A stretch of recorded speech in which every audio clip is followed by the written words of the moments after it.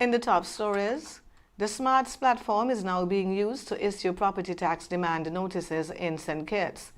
Regionally, CARICOM leaders have congratulated Trinidad and Tobago on its selection to the UN Security Council, and on the international scene, President Trump has acknowledged calling Prime Minister Netanyahu crazy over the conflict in Lebanon. Hello and welcome to the ZIZ Midday Major Newscast. Today is Thursday, 6th June, and I am Jasmine Thomas. Property owners in St. Kitts can now access their 2026 property tax demand notices online through the government's Smarts platform. The Inland Revenue Department says the new property tax service has been rolled out in St. Kitts only at this stage. It is the first time property tax demand notices are being issued through Smarts as part of the continued move to modernize tax services. Registered Smarts users in St. Kitts can now view their notices online and make payments directly through the portal. The department says the rollout is being done in phases, with further expansion expected as the system develops. Property owners and taxpayers who have not yet registered for Smarts are being encouraged to do so. The theme and logo for St. Kitts and Nevis's 43rd anniversary of independence have officially been unveiled ahead of the nation's September celebrations.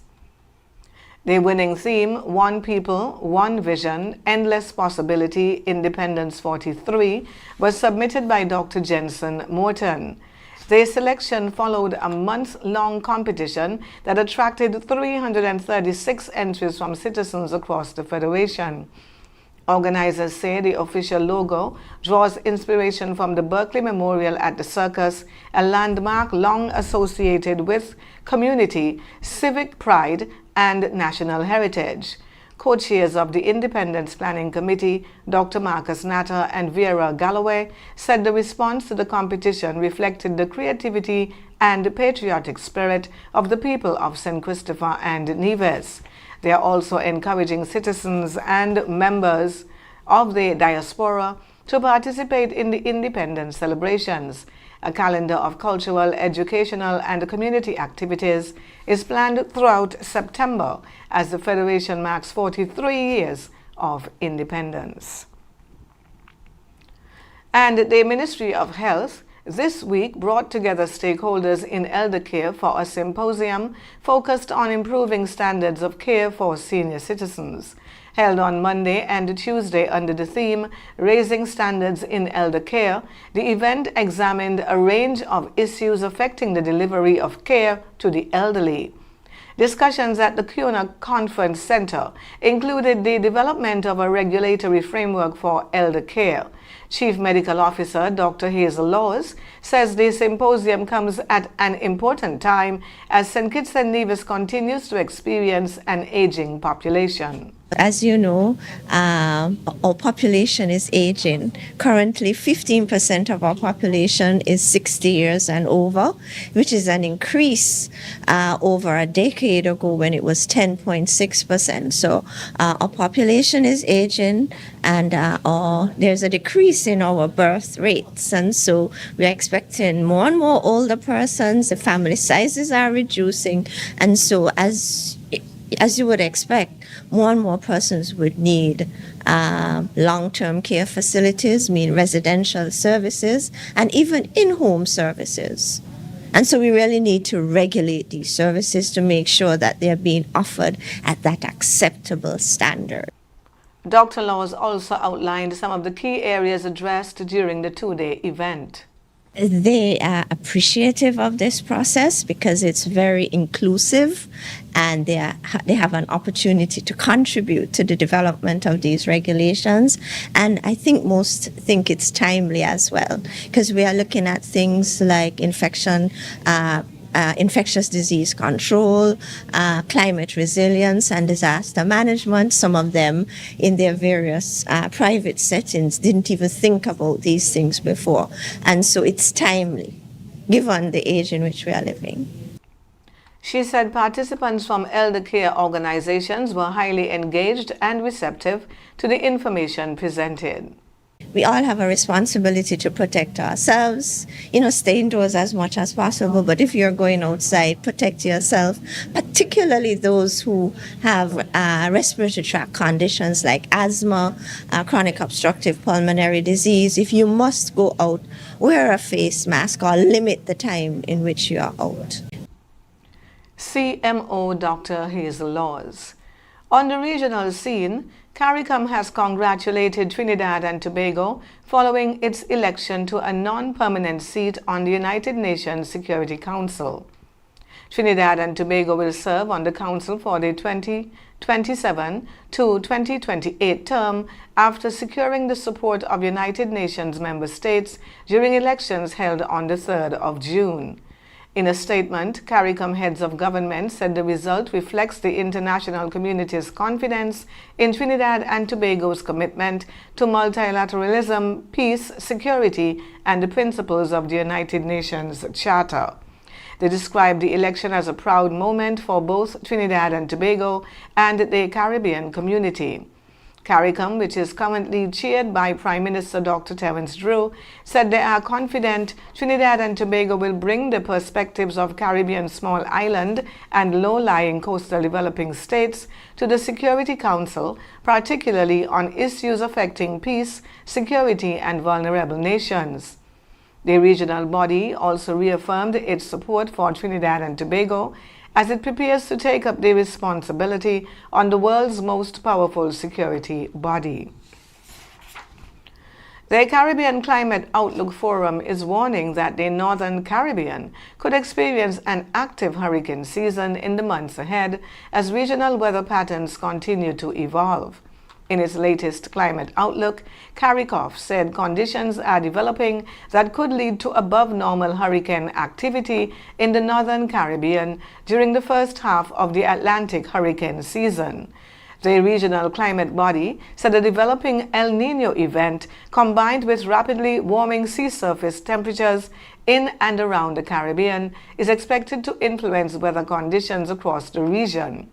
CARICOM is also warning of a heat season that could see daytime and nighttime temperatures approach record levels in parts of the northwestern Caribbean. While drought conditions are expected to ease and in some areas, CARICOM said the process could be slower than usual, particularly in the southeastern Caribbean. At the same time, it warns that heavier showers could increase the risk of flooding, flash floods, and other weather-related hazards across the region. The Climate Agency also expects frequent intrusions of Saharan dust, which could reduce air quality and increase discomfort associated with humid conditions. CARICOM said long-term drought conditions are also developing in some territories, including St. Lucia, with conditions possibly persisting in St. Kitts towards the end of the year. And now for international news. President Donald Trump has admitted clashing with Israeli Prime Minister Benjamin Netanyahu over the conflict in Lebanon as Washington continues to push for a broader regional peace agreement. On Wednesday, Trump acknowledged he told Netanyahu he was crazy during a phone conversation, saying he was frustrated that Israel's fighting with Hezbollah is complicating efforts to advance peace talks with Iran.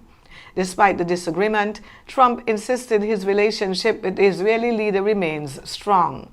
Netanyahu also sought to downplay the tensions, saying the two leaders may have tactical differences but share the same broader objectives.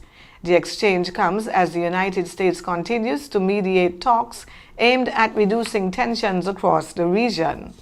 Israel and Lebanon announced on Wednesday that they had agreed to renew their fragile ceasefire and establish a number of security zones inside Lebanon from which Hezbollah fighters would be excluded.